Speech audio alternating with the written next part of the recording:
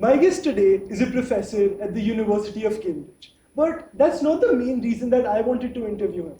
The main reason behind interviewing Professor Aris was actually that he has spent most time in his career studying one question, which is how do you make a decision when you can't know the outcome? He's advised companies behind some of the world's most biggest important medicines. He wrote a book about how small and inexperienced teams at times beat billion dollar giants as well. And behind all of that, I wanted to ask him whether any of that science and logic behind in businesses could also work on an ordinary life like mine or yours. And when to keep going, when to stop, and what to actually do when you don't know what to do. This is Professor Aris, and he teaches Operations and Technology Management at the University of Cambridge. Let's get right into it. So, Professor, you have spent your whole career studying people how hard decisions are actually made in life.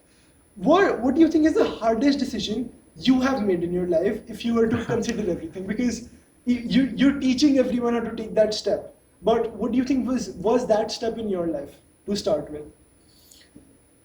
So thanks very much for the introduction. Very nice to have this opportunity to have this conversation with you, because I know we share a lot of common perceptions on how, what values we should focus, how we should be making those decisions. So the main thing that makes a decision hard is, of course, our inability to predict the outcomes, as you said. Of course, we have very powerful methods that would make predictions about things would play out, but often in life, you have to make one big decision. For example, do I move to another country? And you don't have a lot of data for that. Should I go to University X? Should I go to University Y? And of course, you can do a lot of research to collect that. But at the end of the day, just because other people like the university wouldn't be the same experience for you. You asked me one of my biggest decisions. I think the biggest decision I've ever made in my life professionally was when I was at your age. I was 100% committed that I will join the Greek Air Force. Not as a pilot, but as an aircraft engineer. That was the 24 hours a day I would be thinking that I would be fixing F-16s. That was the only, and radars, and that was the only thing. Now, I did apply to the military academy. I did some tests. I even got admitted. But at the same time, I was trying to collect information. And unfortunately, for better or worse, I found evidence that would contradict my main hypothesis, which was, of course, that I would be very happy there. So what I would advise you is, no matter how passionate you are about something, and I was really passionate about that, I couldn't think of anything else, I spoke to not just one person, maybe 4 or 5, and I tried to keep an unbiased mind. If they said something that it seemed I wouldn't like, I said, actually, this is not who I am. So I changed my perspective, and I went to the engineering school as opposed to the military academy.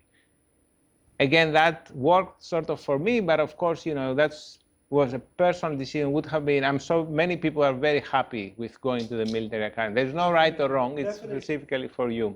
Definitely. It's wonderful to hear something like that. I was actually about to get into the journey of how you moved from Greece to America, and then here you are, but you built that up yourself. And you're also, when you're talking about how that shift came in, and then you really, you were 24/7 thinking about doing that, but you're here today, right? So there's definitely a lot of changes that come in someone's life.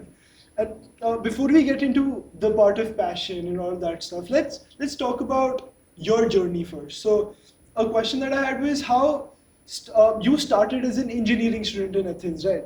And from there, would you think your version of, the version of you back then in Athens would have believed that you would have ended up where you are today?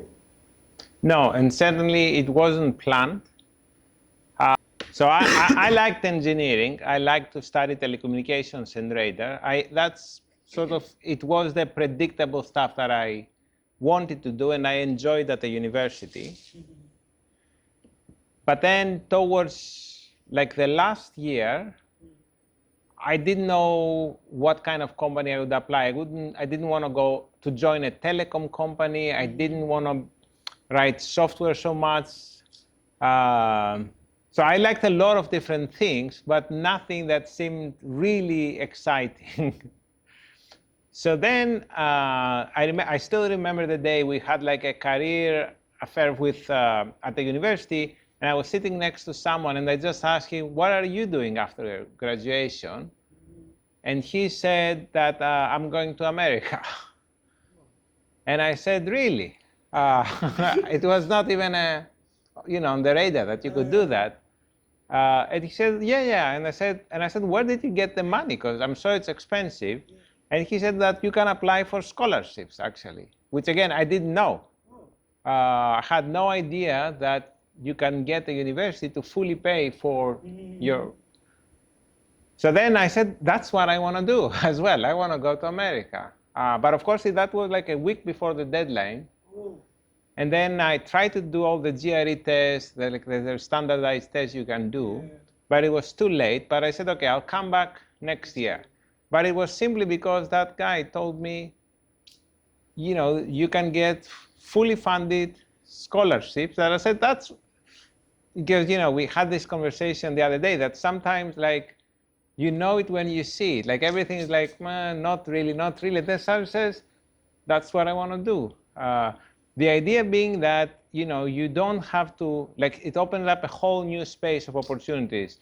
And I think the bigger advice here that might be relevant for your audience is try not to lock in yourself to an option too early. Basically, the benefit of America was that I've seen what I had in Greece. I was not so, let's say, impressed. But then that would give me a whole new space of options and people that you meet. And again, as I'm sure that it's the case for every international student, at least when I was growing up in Greece, it wasn't massively diverse and international. And of course, then you land in a big city in the US and you meet 50 different cultures.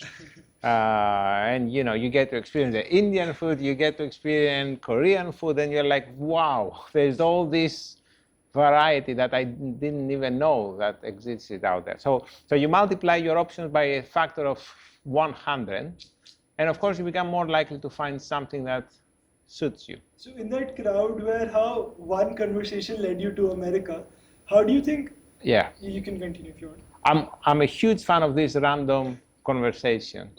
So how do you think what do you think, okay, I understood what got you to America at first, but how do you think you switched from wanting to engineering to something in business and analyzing pharmaceutical companies and advising them with the biggest decisions they've ever made? So how I ended up in business was that I didn't see myself, so I wanted to do a PhD, and I remember I was considering 3 options: to do a PhD in engineering, believe it or not, to do a PhD in journalism, and I even applied to School of Journalism because, and I think you might have this, you really enjoy learning and getting the perspective of the story and doing interviews. I loved that when I was 22 actually at the time when I was applying.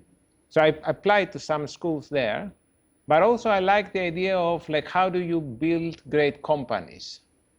And again, random conversations. I had met a Greek person who was a professor in a business school, and he told me, I love my job because sometimes I wake up in the morning and the first thing I'm going to do would be to speak to a CEO about their vision. And I said, how interesting would be that to see what makes a company great, why we admire certain leaders. So that's the part how I ended up in business. I didn't want so much engineering. Journalism, I could have done it, but actually I was rejected by the School of Journalism because I didn't have really the background, there was no evidence. But within the business schools, there is an area where you do mathematical optimization, which overlaps with the stuff I've done in engineering. Like I've done the data science, the optimization part, so that was my pathway to business.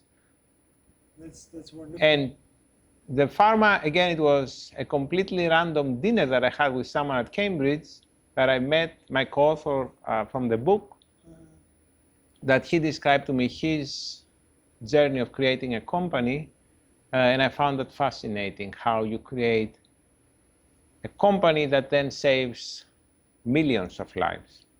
It's unbelievable to hear how even in someone like you, a professor at the University of Cambridge, even in your life, the biggest decisions of your life have been just come up across in such small conversations. Yeah, you meet someone and they say, you know, yeah, actually this is a good idea. That's wonderful to hear. So you've spent your time, you were born and brought up in Greece, and then you moved to America, and then you've lived here. What do you think are a few things that, one major thing each country has taught you about their culture and their beliefs that that others didn't tell you? Okay, it's a great question. I do think that the place we grow up is probably, for emotional, sentimental reasons, closer to our heart than anything else, because you know that's our childhood. So I always feel like very deeply connected to Greece. That said, I think the bigger, like a truly fundamental change came when I lived in the US because of that cultural shock and the educational system, and just, you know, I mean, there's a lot of so many great things about living in America, especially the higher education system of America. I think it's a uniquely diverse and intellectual when it comes to the people that you meet. You just meet a person who's a professor at a top school from a country that you've never heard of before. And you're wondering how that person from that country that I didn't even know existed made it. And you meet a lot of interesting people. So that's something I learned in the US. I mean, I can speak more about Cambridge rather than broadly the UK. And I think Cambridge has a really good balance of everything that's nice about Europe, together with a lot of the positive from the US standpoint. So sometimes I think the environment for the US might be too competitive, too focused on optimizing one aspect. And I think in Cambridge we have a nice balance of, you know, work, life, diversity. We have, of course, a very diverse set of students. So I find it like it's a good balance between sort of two extreme aspects that I've seen in my previous two countries. That's why I stayed here. I like it here. Yeah, it's a very international campus that I've seen so far after spending like 2 weeks here.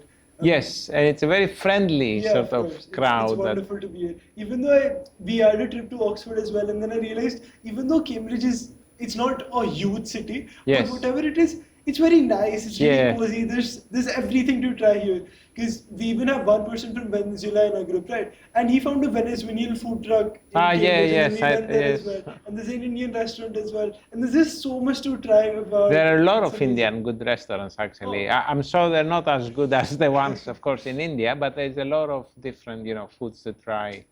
Yeah, but this place is wonderful. And again, whatever you're telling about America and then Greece as well is definitely on point and makes perfect sense. Yeah, and I would certainly advise your audience, if I can offer an advice, would be to experience living in a different country.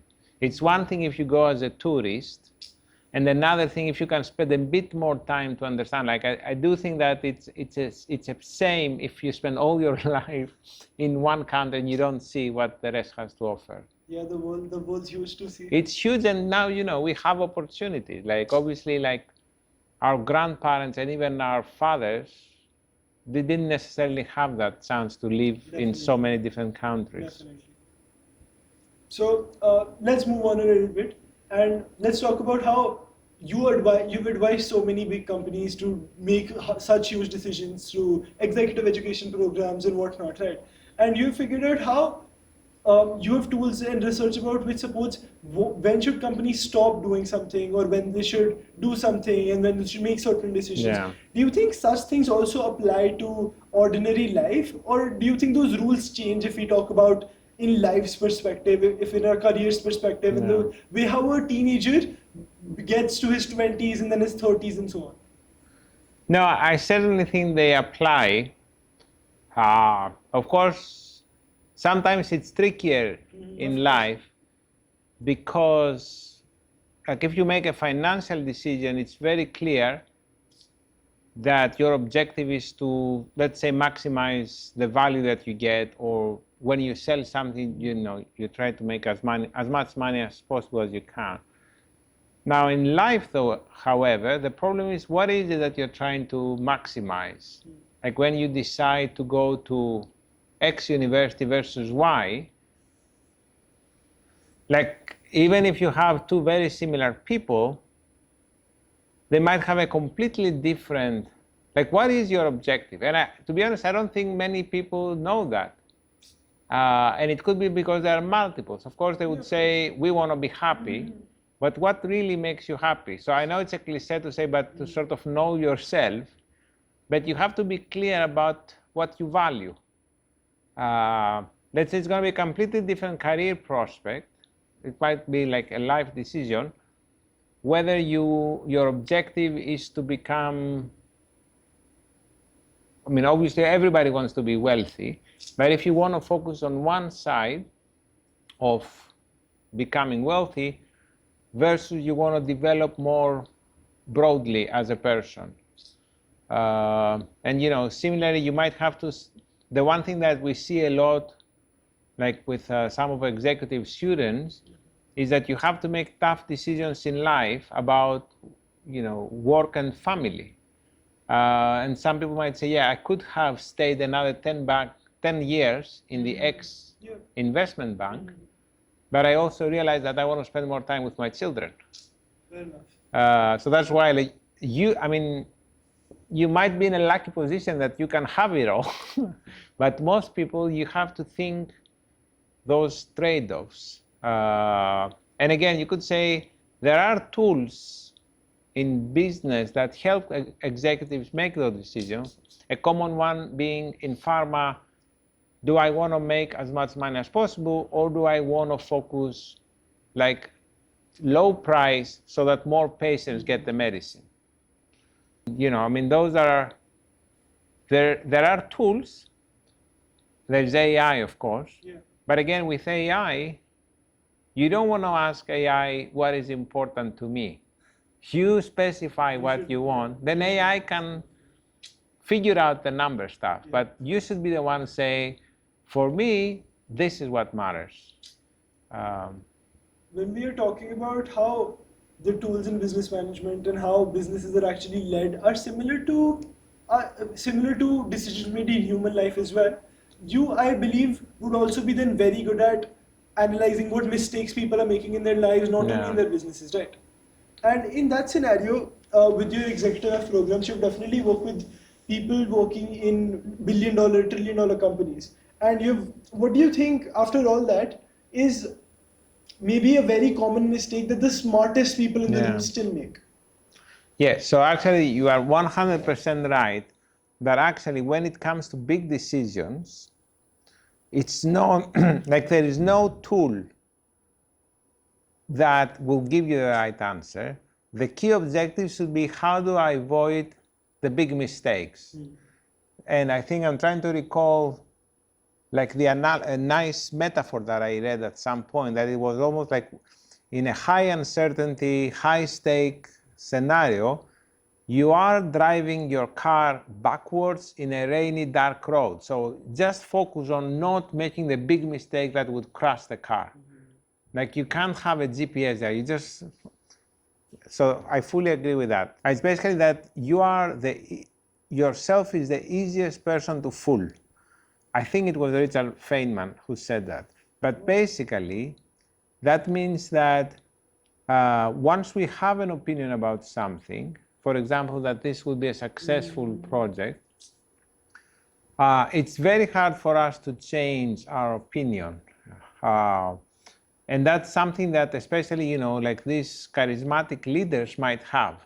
And, you feel very good about yourself, like maybe you've been successful so far, and that creates an arrogance. And I've seen that, unfortunately, with many people, that they start humble, then they become successful, then they become even more successful, and at some point you believe that you are, that you know it all, that you can't make a mistake. And of course, then a big mistake happens. The best, so that's, if you can remain down to earth, humble, and don't assume that, you are some kind of, you have superpowers. I think that's the common mistake, that they basically they believe that they are, little gods, if I can use that word, like to. Fair enough. I believe in such decisions, one of the most important thing that comes to someone's mind as an emotion is risk. Yes. Right. But another problem that has recently came up in, I believe, my generation is we at times confuse risk with ambiguity. Yeah. How obviously one decision can have multiple outcomes to it, and that's not necessarily risk all the times. But still, people in my generation, or at times I as well, we are confused between what is the difference between risk and ambiguity when we're making such big decisions. What would you advise to such audience? Yes, so risk is about, like if you have a coin, there's a 50% chance of coming heads or tails. Yeah. Like if I say, okay, you're gonna win 1 million if it comes heads, or you're gonna lose whatever, XK if it comes tails, this is risky, but you can exactly, as you said, describe the outcomes. Now, ambiguity, on the other hand, is like, I don't even know what the outcomes are. I cannot assign probabilities, which again, in many of the life situations, you are faced with ambiguity. Yeah. And again, I'm a huge fan of data-driven statistics, all that. But of course, in many cases, you just don't have the data. Or if you're doing something for the first time, there's just no track record of that. So anything that you do, you're being the first, that will be ambiguity because you just don't know. And that requires a different approach. And the specific approach is it's very useful, even if you don't know the exact value or the exact probabilities, to try to do a scenario analysis, which is imagine that happened. What would be, how I would react, what action should I take? Now, and I'm not talking about only failures. For example, I think people are very good sometimes at, and it's a common exercise that you say, okay, imagine I invest, it fails, what happens next? Sometimes you have to do a scenario analysis even if you are successful. And many companies, for example, fail because they grow too fast.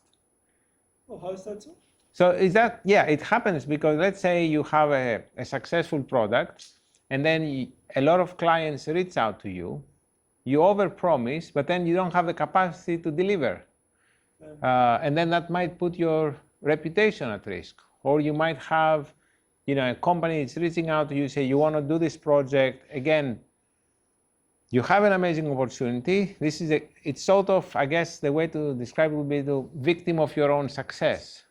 So that's why even if you can't get the numbers precisely, it's worth spending the time to do the planning. And even if you miss a scenario, you would still have the value of thinking about the logic. So when we're talking about risk and ambiguity, right? What do you think? Do you think one is better than the other? Executives and our students and everybody, the mistake that they make is they prefer to think or believe that they are in a risky situation. Like we teach our students how to do risk analysis. No. You can't really teach someone to do ambiguity analysis because you don't have the tools. It's a lot more creative to do that. But of course, like you wouldn't want to even if you go to a casino and play, you want to have an understanding of what the odds are. Like you wouldn't play a roulette game or something that say, oh, I have no idea if the probability of winning is 99 or 1%. So we feel more comfortable when we are in a risky situation. But of course, if you want to do like very ambitious things and be the first to do something, you need to be comfortable with ambiguity. And I think pretty much all the entrepreneurs that we know, they are just comfortable with not knowing. So when there's such huge decisions to make in the middle of nowhere at times for everyone, and at times there risk and at times there ambiguity, and at times we just have some data, and on the other hand we have our gut, right? Yes. And these two things, I believe, are two things that lead up to a decision. It's Yes. either you analyzing the data and figuring out what's the right choice to make, and on the other hand, it's your gut which tells you what to do. Yes. So, in a case where both of them say, if data says one thing and your gut says another, but you also have a very strong feeling, but you also have very strong data against your gut, who do you think should win? So if you have very strong data, and I'm not talking about just a lot of data, I'm talking about the right data, I would go with the data. But however, I would ask myself, like, is that really the right data? That's a mistake. The very common mistake here is for people to selectively fit the data or just not realizing that the data that they have there are incomplete. The reason being that if the data can answer a question, you want to avoid any kind of like emotional attachment or noise that you have as a person. That being said, there are very few decisions that I would say that you would get strong data about something. Most of the time, there would be additional aspect. Like let's say if you want to invest in a company, you might be able to get data about their technology performance, their IP. You might be able to get some data about the track record of the founder, maybe some data about the market, but can you really get data about, let's say, competition? If there's going to be another company that's currently in stealth mode, and next month, for all you know, like Microsoft is going to make an announcement and say, now we're going to do that. Like you see, practically you can't have that data. Like how do you know if a big company is going to do exactly the same, right? So in that case, you have to rely on your gut feeling, or some of these people that I really admire that I've seen, they would just say, I sort of live and die by this decision. Like, of course I want it to be successful, but there's no way anybody would guarantee that. I just want to see it through. And again, in many, like you can't play your life safe, like to say, I'm only going to do that if it's going to be successful. You just have to believe that this is what I believe, and I'll just take the risk with or without the data. There's a saying around that which I have heard, which is make the decision first and then work on it to make it the right decision. Yeah, exactly. I mean, you just have to believe in that. And yeah, you can't, and I think, you had that very nice quote, which is one of my favorites in your book, about like you connect the dots afterwards. Yes, That you can't connect the dots. It's just not going to happen. Like you have to go down the path, and then you could connect the dots afterwards, but it's just how life works. Yeah, obviously, even in your life, you wouldn't have thought of going from going to the military as an engineering in Athens to traveling to America first and being a professor at Cambridge. So definitely makes sense. But before that, when you're talking about having the right data versus your gut feeling, in that situation, what do you believe is the right data, and how do you classify it as, and how does someone know that they have the right data? Because then we also spoke about how at times we just don't have the complete data, Yeah. or even on in our class the other day, you give us some data, but you had that Yes. extra paper hidden somewhere Yeah. that we could have asked for, but no one really did. Yes. So how do you figure it out? Because us as teenagers don't know what life has to offer Yeah. for us, right? So what do you think about that? So the idea is that you start with the right question and you say, what is it that I'm trying to identify? So, and that question tends to be like, in a way, narrow. Like you can't ask how I'm going to be happy or how I'm going to be rich. Like you have to narrow it down to specific questions.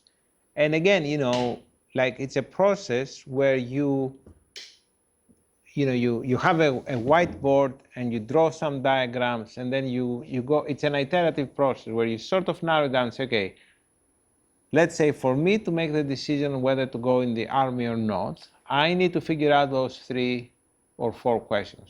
One could be about, let's say, job security. One could be about whether people relocate a lot or not. For me, for example, that was a no-go, that the fact that you have to move every 2 years. Another one thing to be about, if I change my mind, can I pull out? And again, that's like, you have to break it down to questions where you can actually get information. Like I can't go to someone and say, do you think I'll be happy in the army? But I can go and ask them, like, how many times did you relocate in the last 10 years? And then, obviously as a teenager, you wouldn't know all the details, but again, you can ask people to help you in the process. Like AI can be very useful as a mentor in terms of breaking it down and unpacking questions.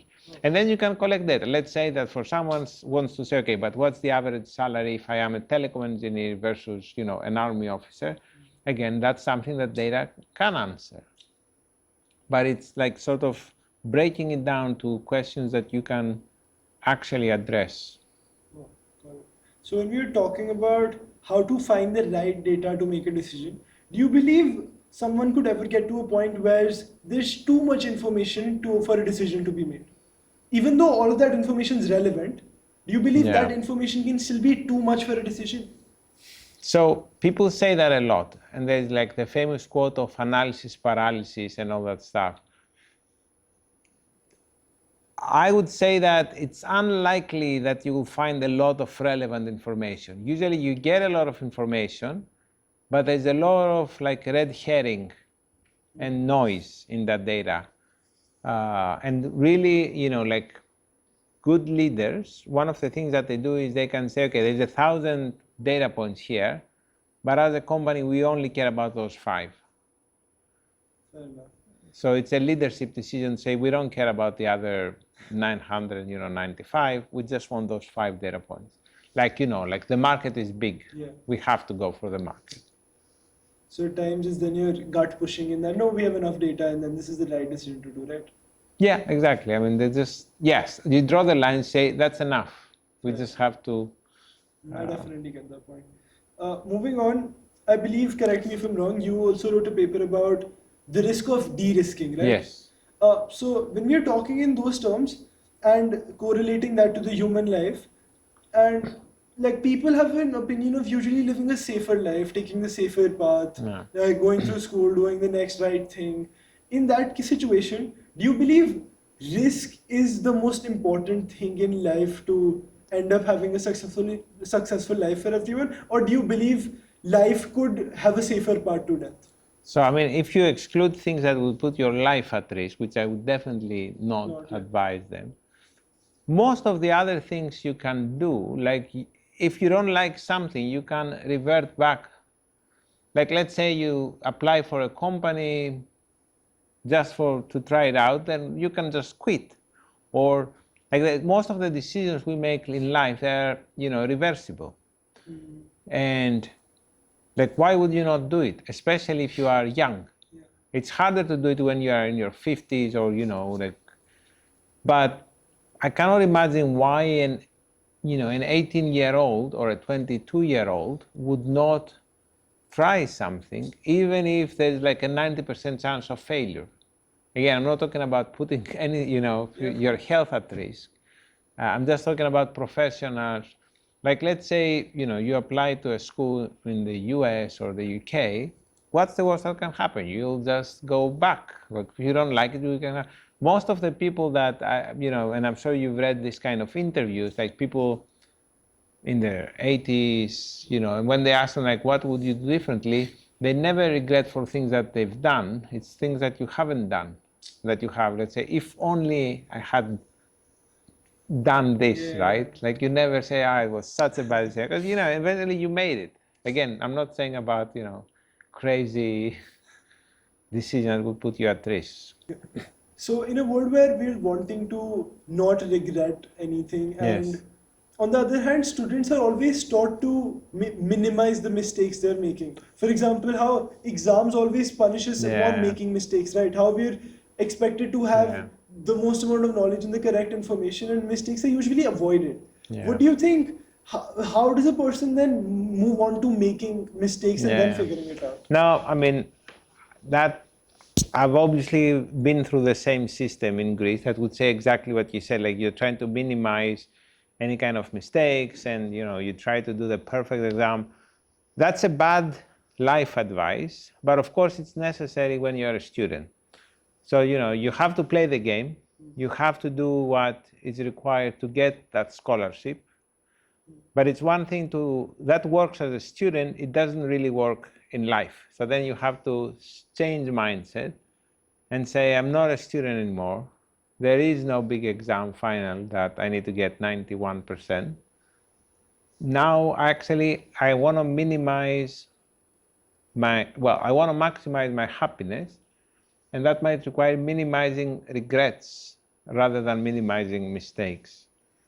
But then, being at one of the considered most academically rigorous universities in the world, where students are taught to, where students are only welcomed if they have the best GPA in the world. Yes. Isn't that a little saying on the other side that, like, how does one make a switch at that point? When you come from a background to make sure that you probably have a 4.0 GPA or a 45 out of 45 in your IB score, and then you're asked to make mistakes. How do you think someone actually makes that switch in life? Because it definitely doesn't. It's true. Yeah, I can see what you mean. So, I mean, there's one thing that to get into the university. Now, once you're in, it really depends on what you want to do next. Like, if you want to go to apply for a PhD, let's say, unfortunately, you still need to have a very high GPA. But if you don't want to apply for a PhD, and like, I think most companies recognize now that your performance as an undergrad student doesn't really mean a lot for your career prospects. So, we've had many executive MBA students who had a very poor performance as undergrads, but then they've been very successful professionally. So again, there is evidence that it doesn't matter whether you are an A or a B or a C student with respect to how much money you will make in the future or how much happiness you will have.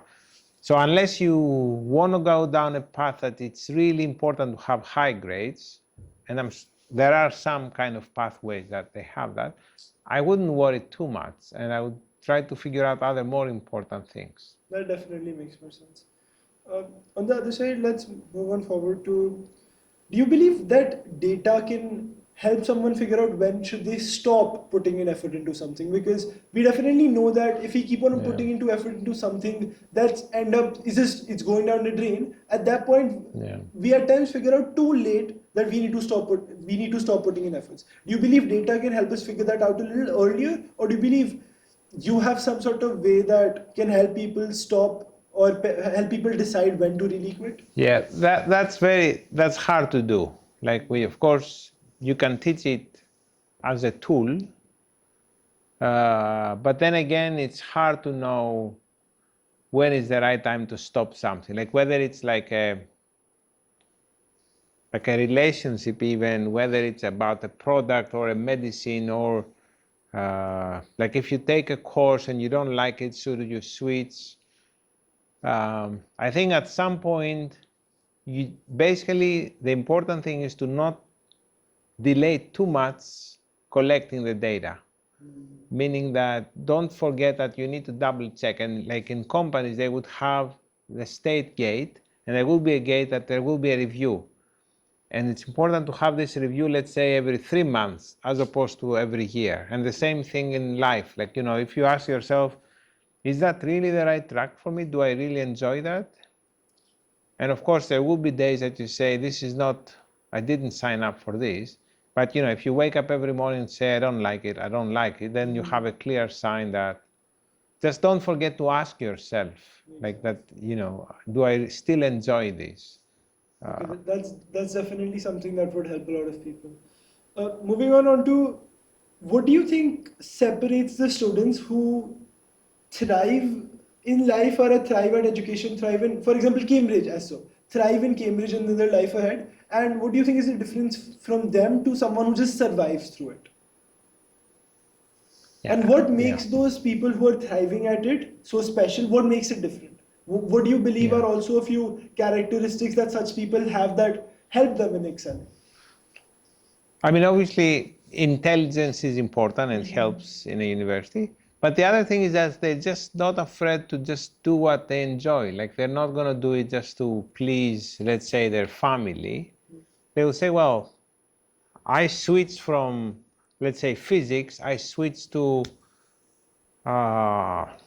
linguistics, and I thrive because I figured out that linguistics is better for me. So they're not afraid to switch and do what, because at the end of the day, right, you have to enjoy. You can't just postpone enjoyment forever. I wanted to get back to your life a little bit, and that's about, do you believe there has been any failure, a very huge failure in your life that has taught you something so important that's really important in your daily life today as well? I mean, the answer is certainly.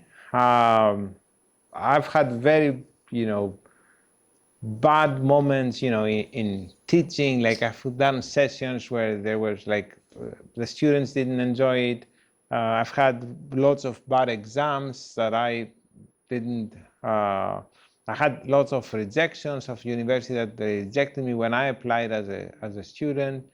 So certainly, and I think the common lesson from all of this is that that's, I guess the obvious that, you need to keep going. And like in many of the most successful medicines that we all use today, hundreds of investors and companies rejected them, and you shouldn't take it personally. That's a great advice coming from you. I'm conscious of the time as well. That, just last one question, then we'll go to those five, six quick questions, and then so at max 5 more minutes. So when we're talking back to how we were talking about how even at times you get people in executive ed programs who did not come from the best undergrad grades, yet they thrived professionally, right? If there would be one change that you could make in how universities actually classify intelligence and measure intelligence for admitting students, what do you think it would be? So I think the main thing would be to, like, if you think of, and that Cambridge actually is good at it, that there is an interview process, like that you get to know the person. Yeah. The main thing is to basically be able to collect more data about how they spend their time, what fascinates. Like, if you could observe someone for a few hours, because obviously interviews have their own flaws, because someone might come prepared, sometimes there might be an odd question, someone might have a bad day. But if you could observe someone and, like, spend a day with them, of course that's not very practical because there's just not enough time to go for all the applicants. To have like a longer chat about them, to see what's really driving them, to see them speaking to other students, all that stuff. That would be a very important piece of information. It would give you an idea about who that person really is. But again, it's not, I understand why it's not very practical. I'm saying, like, if I had my small university, that's what I would do. It's almost like hiring someone that you don't want to just do an interview because, that gives you only one side of the person. Fair enough. Okay, we just move on to a quick rapid fire Yes. round of 5-6 questions. So the first one goes, what is one decision rule that everyone should just steal and follow in all the decisions that they make? Think twice. And actually, there's a very good book by a famous author about this, that don't just make the decision once, sleep over it, and just challenge all the assumptions that you made. Just do the whole, even if it's a lot of work, do the whole analysis twice, trying to shoot down the idea, like challenge yourself. That's the most important decision rule for business or personal decision. I believe I would really do that after today. Second one goes, what do you think is the best decision that you've made before you were 25, and what do you think is the worst one? Okay. The best decision was certainly to do my graduate studies in the US. The worst, I've made a lot of bad decisions. I don't want to say too much, but some of them involve like hanging out with people that they were not necessarily very helpful to me. And they could have taken me down to unfortunate situations. I don't want to give more specific examples, but I had some friends that they did some bad things, and I'm glad I stayed away from it. That's wonderful. The next one goes, what do you believe is one thing that data would never be able to tell you? I think happiness, and whether we feel complete as a person, because that's so different for each one of us. And again, there have been like apps that they try to make you feel happy, but our human biology of happiness is way too complex for data to do that. Like there are futuristic movies but I don't think that that would ever be data driven. If you were to describe Cambridge in 3 words, what would it be? So I would certainly say intellectual, peaceful, and diverse. Fair enough. Okay, lastly, let's end with this. What is one book that you would recommend every young person should read?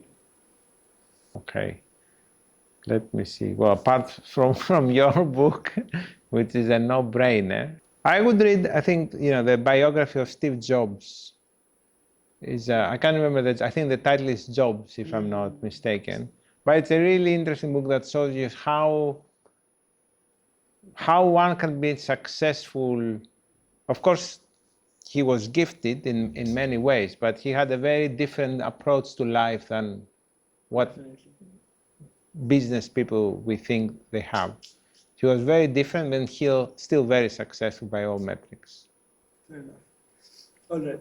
Thank you so much for your time once again. It was a wonderful opportunity to do this with you, and I'm glad that you could tell us so many, and you could give us so many advices that I would follow in my life, and the audience will as well. So Thank you so much for having me. It was really a pleasure.